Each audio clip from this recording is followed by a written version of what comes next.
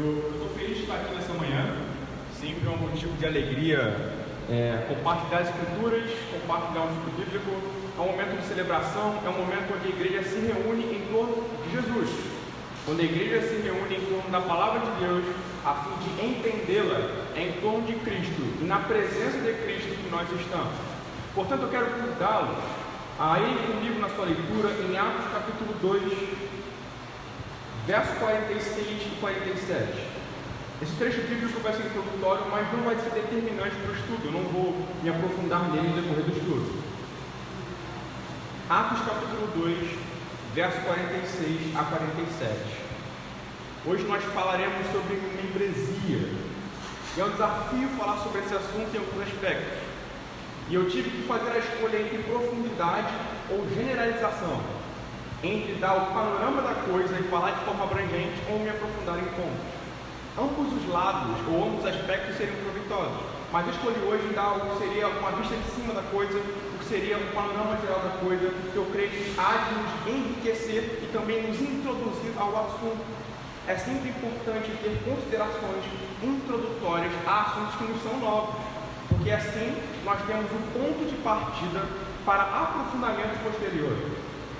Na leitura bíblica que nós vamos considerar aqui nesse momento, está escrito dessa forma. O Senhor diz assim: diariamente perseveravam unânimes no templo, partiam pão de casa em casa e tomavam as suas refeições com alegria e singeleza de coração, louvando a Deus e contando com a simpatia de todo o povo.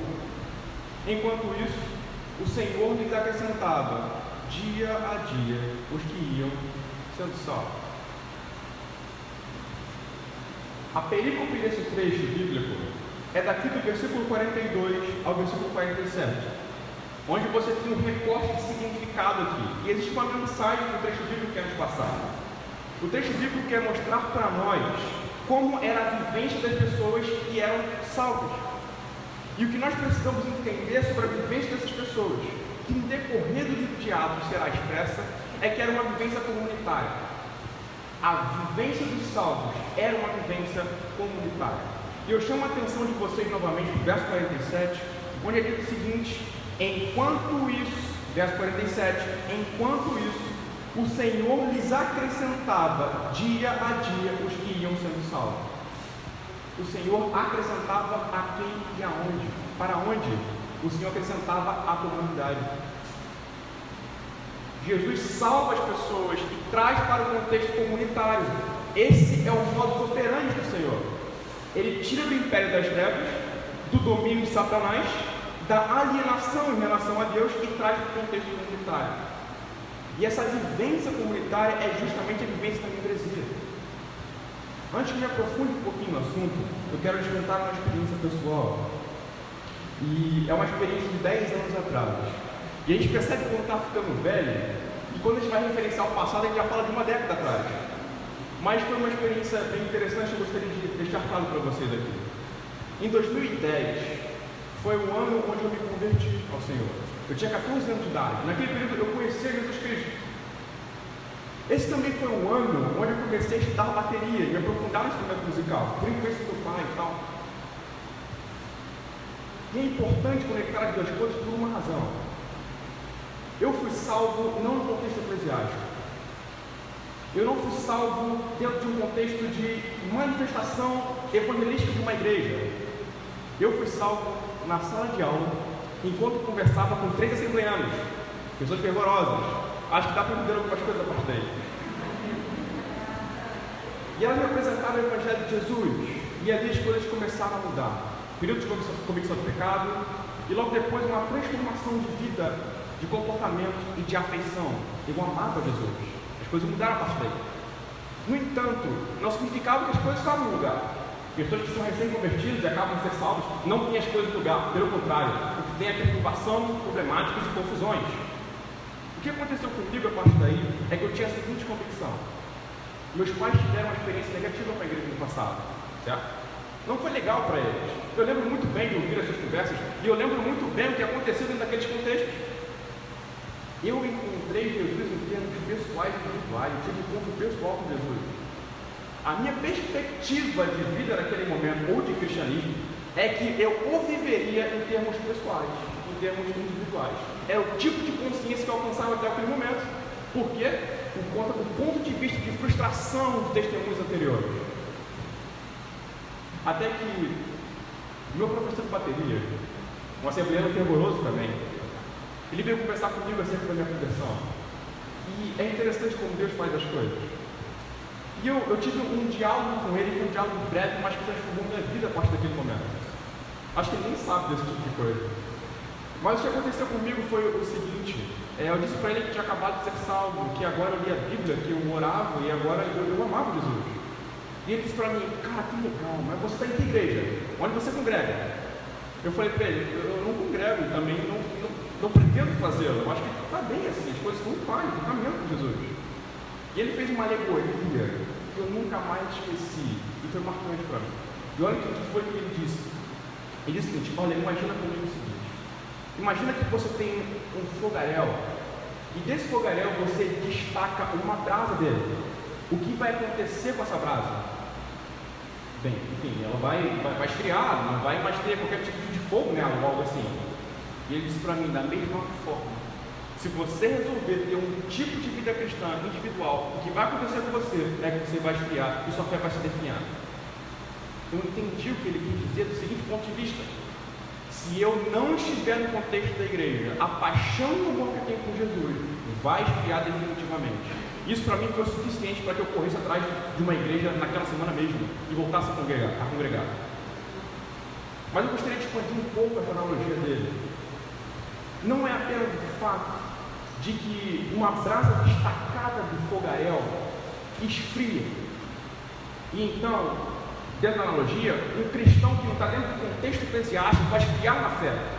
Mas é importante considerar que se nós tentarmos viver um cristianismo fora do contexto da membresia, fora do contexto da inserção da igreja, da comunhão com a igreja, nós não estamos vivendo um cristianismo. Não existe cristianismo individual. Não existe um cristianismo dentro de um ponto de vista de vivência particular. Só existe vivência cristã dentro de uma perspectiva de membresia e dentro de uma perspectiva comunitária.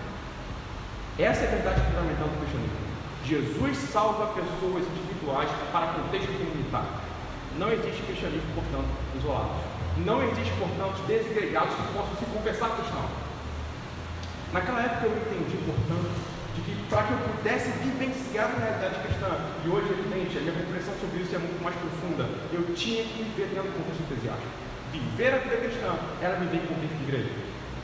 Mas a nossa nação brasileira é uma nação onde majoritariamente nós estamos de um público evangélico. Você sabe isso? Já conseguiram observar esse tipo de coisa? Quantas pessoas do seu contexto de trabalho, faculdade, em geral, confessam a vida cristã? E quantas pessoas, nesse sentido, são desviados, desigrejados, ou pessoas que não têm interesse na igreja, mas se confessam como evangélicos não praticantes, ou como cristãos não praticantes? Pessoas que confessam Jesus, mas não vivem a realidade de fé. E eu posso dizer para vocês que esse tipo de pano de fundo no panorama, ele é real e crescente. E aqui eu gostaria de trazer uma estatística para vocês em relação a essa confissão de fé não eclesiástica, que é basicamente o seguinte. Só uma explicação antes disso. Vocês vão observar que existe ali umas datas que nos parecem antigas, mas eu vou explicar aqui basicamente como isso se insere no nosso contexto. No ano de 2003, o IBGE, o Instituto Brasileiro de Geografia e Estatística, afirmou que 0,7% dos brasileiros que se confessavam cristãos não tinham vínculo formal com alguma igreja. Na pesquisa mais recente do IBGE, em 2009, as estatísticas subiram para 2,9%, o que são aproximadamente 4 milhões de pessoas. Então percebam que no período de 6 anos, ali de 2003 a 2009, um número que poderia ser basicamente ali de 1 milhão de pessoas subiu para mais de 4 milhões de pessoas que se confessam cristãos, mas não têm o que seria um vínculo formal com a igreja, como está ali escrito no trecho. Essa é a estatística mais recente do IBGE, aqui no ano de 2009. Depois disso não trabalharam nesse sentido. Mas o que a gente pode conceber dentro dos números crescentes de 2003 a 2009, que esses números tendem a subir. Era uma constante muito expressiva, muito grande. E atualmente, majoritariamente, aqui no nosso contexto brasileiro, existe muito cristianismo que não tem qualquer tipo de compromisso com a igreja, não tem vínculo formal com a igreja. Em termos empíricos, a gente pode explicar, irmão, se não tiver alguma coisa clara, vocês podem levantar a mão, não tem propósito de palestrar aqui, tudo bem? Porque esclarecer um assunto para vocês. A gente pode observar empiricamente, e aqui eu falo que o contato que eu já tive com a igreja, que vocês também tiveram com a igreja, ou com pessoas que se confessam cristãos, é que existem algumas razões pelos quais pessoas confessam o cristianismo, mas não se envolvem com a igreja. A primeira delas, eu diria que era uma espécie de fobia de compromisso da nossa cultura, no nosso presente momento. Esse é o cenário que o Mark Dever traz para a gente no capítulo 6 do seu livro 9, Marca a Receita de Membresia. Na nossa cultura, no nosso tempo, no contexto de pós-modernidade, existe uma fobia de compromisso. As pessoas não querem se envolver com compromisso. Compromisso custa, compromisso é vida de discipulado, compromisso é o que distingue discípulos de multidão. Então as pessoas não estão interessadas nesse tipo de vida. O segundo aspecto que eu gostaria de dizer para vocês é de certos movimentos teológicos que surgiram do final da década de 90 para cá. E eu não trouxe nada em termos de slide para que a nossa aula não se prolongue nesses termos. No final da década de 90 surgiu um movimento com diversos representantes chamado Movimento Emergente, Igreja Emergente. Alguns de vocês já ouviram falar acerca desse movimento? É um movimento que começou nos Estados Unidos, mas teve influência em outros lugares do mundo. Quem sabe que tudo que os Estados Unidos produz de teologia a gente consome aqui. As coisas boas e ruins também. Isso sempre acaba acontecendo. E o que aconteceu do ponto de vista do movimento emergente é que eles eram contra qualquer tipo de estabelecimento eclesiástico que seja institucional. Depois vocês gravem aí movimento emergente e façam mais pesquisas acerca disso. E ao mesmo tempo, eles eram a favor de um tipo de cristianismo não dogmático, ou seja, que não tivessem doutrinas fundamentais estabelecidas e rígidas. Qual era o ponto de vista deles acerca da vivência cristã?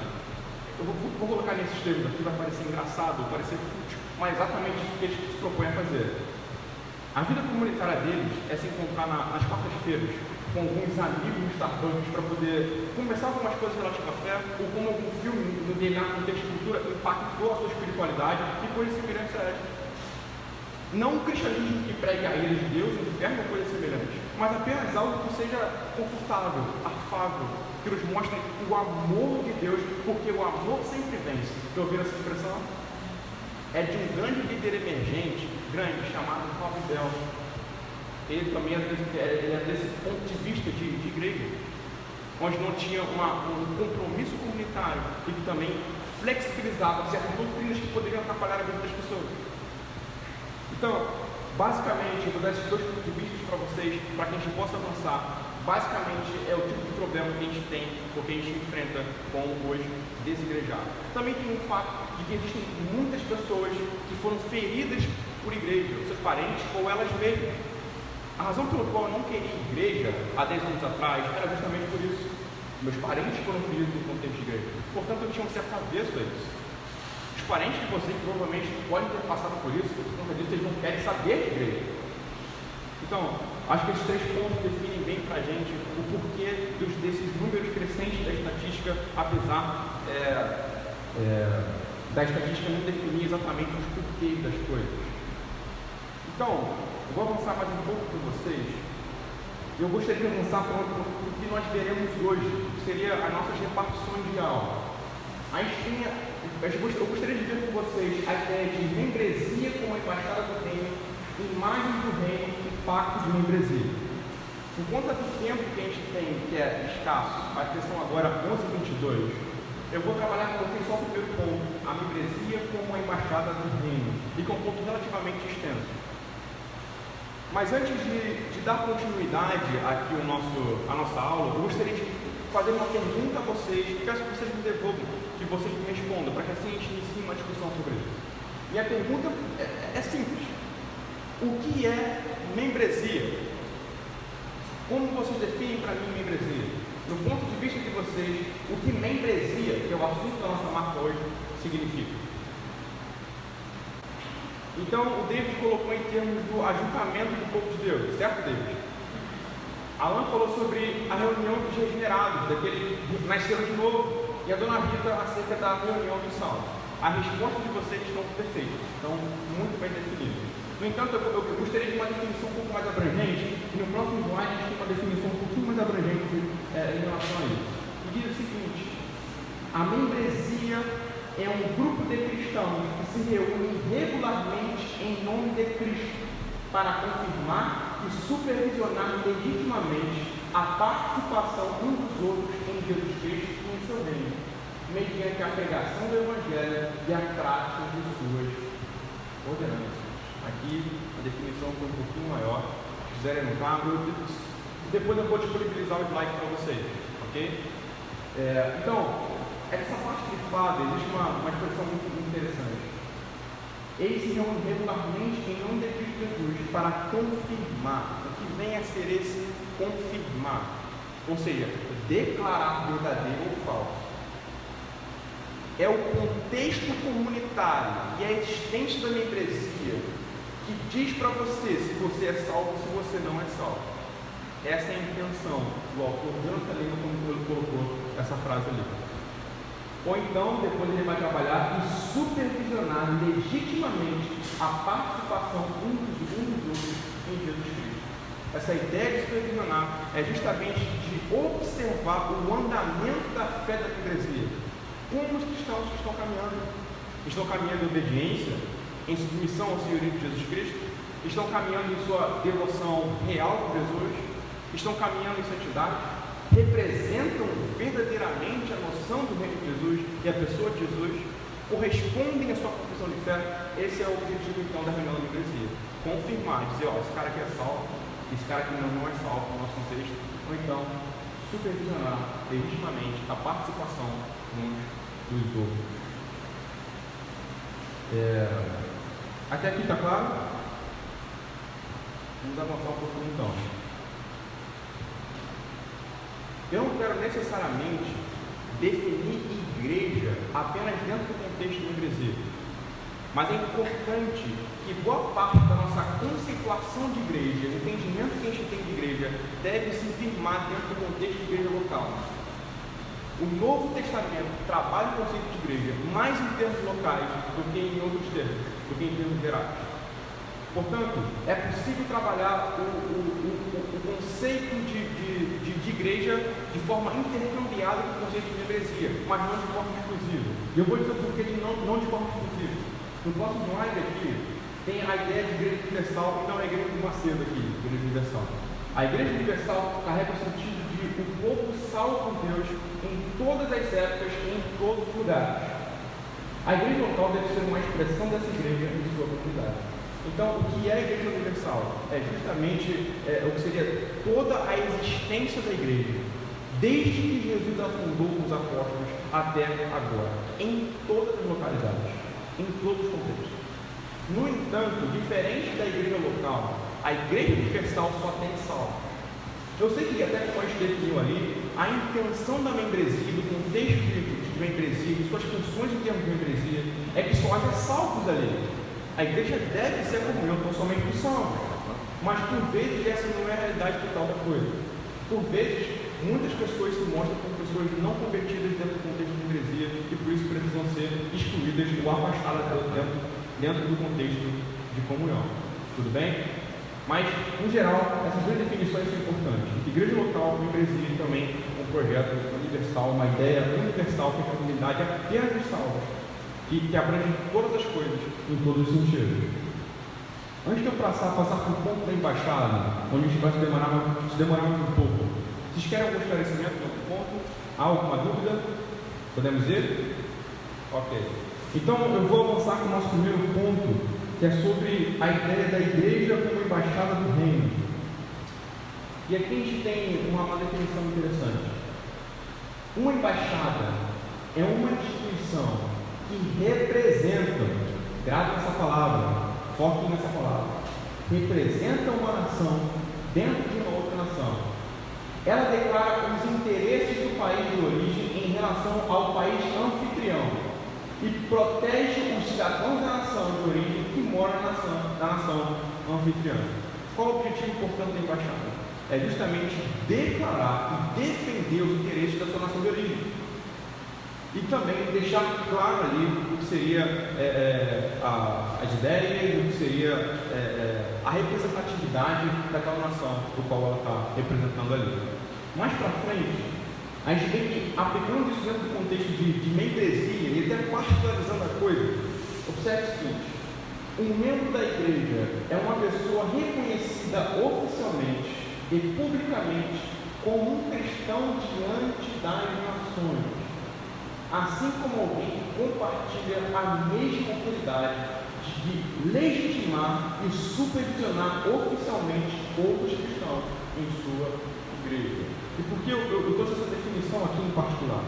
Porque aqui está deixando claro que esse objetivo de representar uma outra nação dentro de outra nação não é apenas algo no escalão das maiores autoridades da igreja, como o pastor, como seria o conselho eclesiástico, os diáconos e por assim mesmo. Essa definição deixa bem claro que representar como embaixador ao reinado de Jesus Cristo é algo que se aplica também a todos os cristãos em termos particulares. Todos os membros da Igreja de Jesus, que é a comunidade dos salvos, são embaixadores de Jesus que representam a pessoa de Jesus. E, portanto, tem a obrigação e o dever, e o privilégio de alguma forma, compartilhar a mesma autoridade, de legitimar e supervisionar oficialmente outros cristãos. Isso é tanto um privilégio, como também uma responsabilidade. É grandioso poder sermos representantes de Cristo no seu reino. E todos vocês são. Isso é de fato algo pelo qual a gente deve considerar e se alegrar nesses termos. Mas também é uma responsabilidade, porque implica no fato de que há um dever de ter de fazer essas coisas. Jesus nos chama para nos comprometermos com essas coisas. Avançando mais um pouco, a gente deu alguns pontos de vista conceituais, mas não entramos muito no contexto bíblico sobre isso. E a pergunta que eu gostaria de fazer é o seguinte: o que a Bíblia fala sobre isso? E evidente para responder logo em seguida. Como a Bíblia define esses termos, como a Bíblia lida com esses termos? Vamos avançar mais um pouquinho. Esse conceito não começa no Novo Testamento. Você já deve ter visto a palavra embaixador ali no contexto do Novo Testamento, mas, no entanto, a ideia da coisa não é uma particularidade do Novo Testamento. Esse conceito não começa no Novo Testamento, pelo contrário. Desde o Antigo Testamento, Deus trata o seu povo como representantes. A propósito, há uma unidade entre o Antigo e o Novo Testamento ao tratar um do seu povo representando um, como também a descontinuidade em como essa representatividade se dá. À medida que se desenvolve as narrativas bíblicas, mais direção divina é revelada sobre o seu povo como seus representantes. Então, primeiro ponto, não é apenas o Novo Testamento. O Antigo e o Novo Testamento tratam essa ideia. Indo um pouquinho mais adiante, eu quero convidá-los a Gênesis capítulo 1, versículo 27 e 28, onde essa ideia de representatividade começa a ser desenvolvida. É o ponto de partida para entendermos isso. Gênesis capítulo 1, versículo 27 ao versículo 28. Vou fazer a leitura aqui. Assim, Deus criou o ser humano à sua imagem. A imagem de Deus o criou. Homem e mulher os criou. E Deus os abençoou e lhes disse: sede fecundos, multipliquem-se, encham a terra e sujeitem-na. Tenham domínio sobre os peixes do mar, sobre as aves dos céus e sobre todo animal que já esteja pela terra. E existem duas palavras que eu quero destacar aqui, que é tanto a palavra ideia, domínio, como também a expressão imagem aqui. Se a gente entender com mais profundidade a expressão imagem, algumas coisas ficam ainda mais claras para nós sobre os intentos divinos no projeto que ele tem aqui na vida do homem. No hebraico, a expressão utilizada ali é tselem, essa expressão ali no hebraico para imagem. Essa palavra refere-se a imagens régias, que os reis da época em que o texto bíblico foi escrito usavam como representações da sua autoridade em locais onde ele não estivesse presente. Diante disso, Quando a Bíblia chama o homem de imagem de Deus, quer dizer que ele foi criado para ser uma representação de sua autoridade na terra ou corregente. Os homens, portanto, foram criados, foram projetados por Deus para serem corregentes, para serem agentes divinos no mundo. Ou seja, para serem uma espécie de pessoas que compartilham da autoridade de Deus no mundo, que são oficialmente autorizados por Deus para reger a criação. Essa era a ideia de Deus: administrar e reger a criação. Dessa forma, os homens foram colocados por Deus no mundo. Esse é o projeto principal de Deus para o homem no mundo, e está descrito aqui em Gênesis 1 e 2. Os homens foram colocados por Deus no mundo para o governarem, como uma representação do governo de Deus, como agente divino. Isso aqui é bem interessante entender esse texto à luz aqui do hebraico, do que essa expressão quer dizer. O versículo 28 é importante porque endossa essa interpretação do termo em hebraico, porque no verso 28 a expressão a ser usada é domínio, ou seja, tenha o homem domínio. Domínio é equivalente a reinado, é equivalente ao exercício de uma autoridade. Então, aqui Deus deixa claro o seu projeto de ter no homem o seu representante.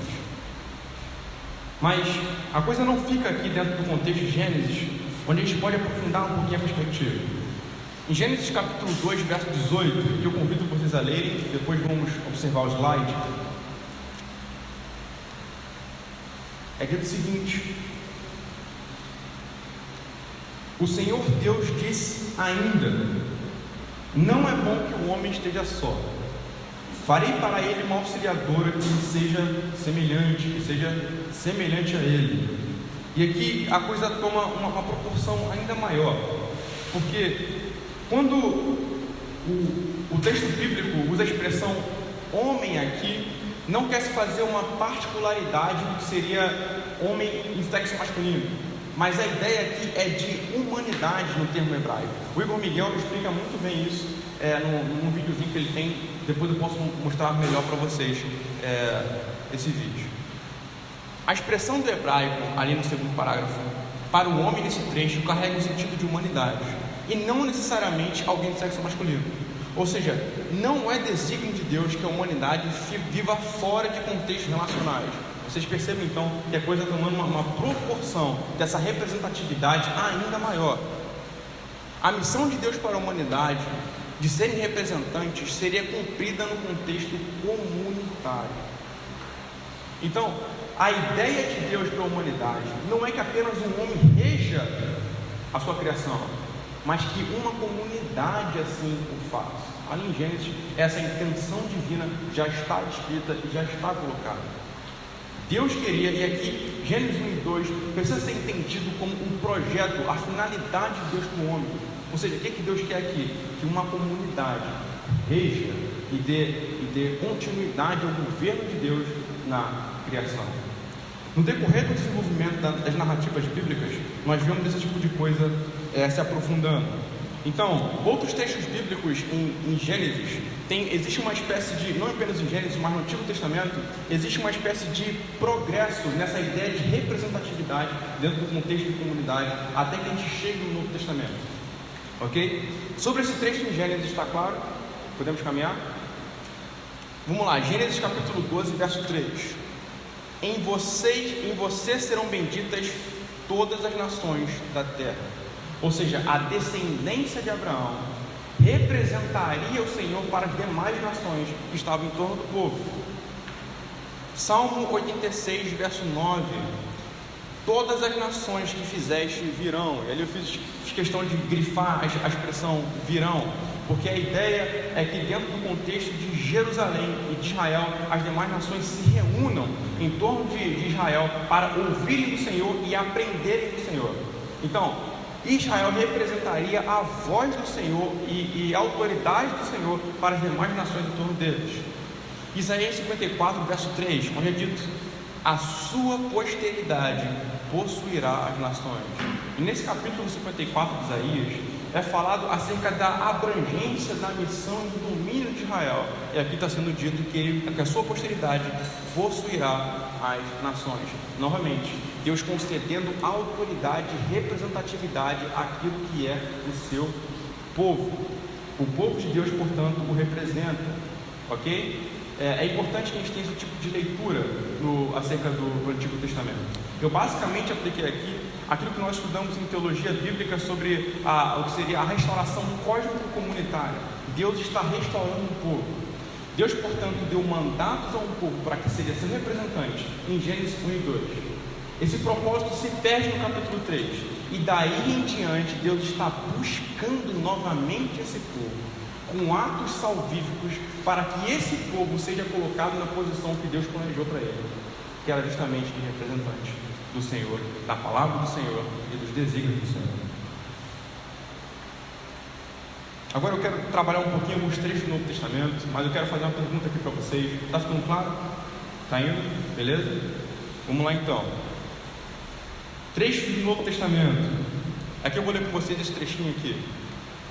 O povo de Deus no Novo Testamento demonstra a redenção do intento divino de um povo que o representa. Apesar de Adão e de Israel terem fracassado, Deus estabelece um povo que definitivamente será seu corregente no mundo por meio de Cristo, e esse povo é a igreja. Então, Deus está renovando um povo no decorrer da história, mas a igreja de Cristo, e aqui novamente está o aspecto do privilégio de grandeza. A igreja de Cristo é o cumprimento, é o clímax dessa restauração divina e dessa redenção divina de um povo, para que seja o seu representante. A igreja, a membresia de uma igreja, é o clímax da revelação divina daquilo que Deus intenta para um povo. Está na igreja, é a igreja de Jesus. E eu vou trabalhar alguns textos aqui com vocês, não vou me demorar muito nesses textos. E aqui esses textos podem ser entendidos paralelamente em Mateus. Mateus capítulo 16, verso 19 e Mateus capítulo 18, verso 18. E fazendo a leitura desse texto, vocês percebem a similaridade deles. Eu vou tentar explicar para vocês aí de forma intercambiada esses trechos. E o texto de Mateus diz o seguinte: eu lhes darei as chaves do reino dos céus. O que você ligar na terra terá sido ligado nos céus, e o que você desligar na terra terá sido desligado nos céus. Mateus 18. Em verdade lhes digo que tudo que ligarem na terra terá sido ligado nos céus, e tudo que desligarem na terra terá sido desligado no céu. É o mesmo significado e a mesma aplicação de fala desses trechos. Eles são realmente paralelos. O que é interessante é que Jesus aplica essas mesmas falas ao que seriam públicos distintos, a públicos diferentes. Em Mateus capítulo 16, verso 19, Jesus está aplicando essa fala a Pedro. Então Pedro, olha só, o que você ligar na terra será desligado no céu. No capítulo 18 ele está aplicando à igreja. Então, Jesus está dizendo para Pedro o seguinte: Pedro, você tem uma autoridade que eu dei para você. E conforme a gente vê no Novo Testamento, não deu apenas a Pedro, mas deu para todo o colégio apostólico. Vocês têm autoridade de desligar e ligar. Vocês têm a autoridade de confirmar e desafirmar. Vocês possuem essa autoridade. Agora Deus está aplicando essa autoridade dos apóstolos à igreja. De modo que, em termos autoritativos, a sucessão dos apóstolos ali agora se encontra na igreja, se encontra no corpo eclesiástico, no presbitério, na membresia. A igreja de Cristo, portanto, ela possui essa autoridade, essa representatividade, ela possui essa voz do Senhor para o mundo, no lugar dos apóstolos hoje. Isso é um grande privilégio. É um grande privilégio ser membro de Cristo nesses termos.